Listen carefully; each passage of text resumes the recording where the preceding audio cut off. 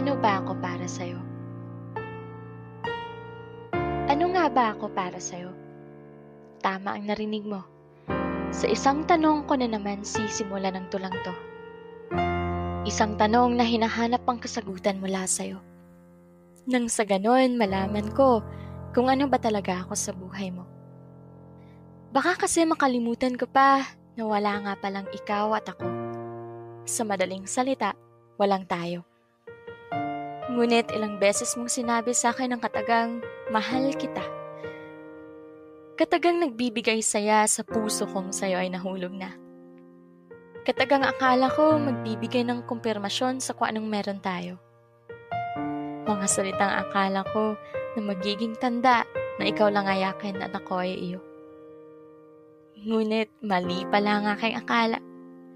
Kasi ang sabi mo, mahal mo ako pero di ka pa handa. Di ka pa handang pumasok sa isang relasyon. Kaya nagtataka ako kung para saan ang mga katagang mahal kita na sinasambit mo mula pa nun. Mahal mo ako pero may mga pero. Mahal mo ako pero kailangan kong mamalimos ng oras mula sa'yo. Mahal mo ako pero napapansin mo lang ako sa tuwing ako yung kinakailangan. Pero kung ayos ka naman, tila wala ka ng pakialam. Sabi mo, mahal mo ako, pero bakit iba ang nakikita at nararamdaman ko? Bakit taliwas ang iyong mga sinasabi sa mga pinapakita mo? Ano ba talaga ako para sa'yo? Totoo ba talagang mahal mo ako?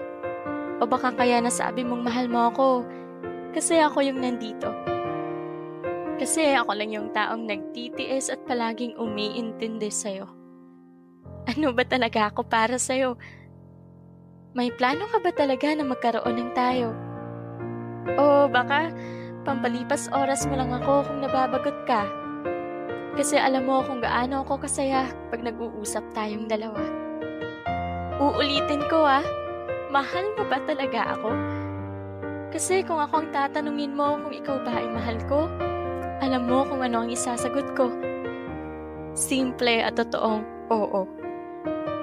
Pasensya na kung palagi kong natatanong to sa'yo.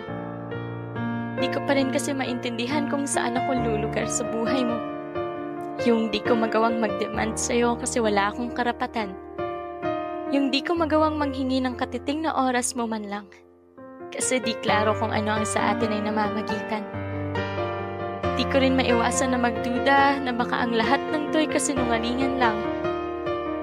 Ayoko na kasi ulit mabasag, muling maiwan at masaktan na naman. Ano ba talaga ako para sa'yo?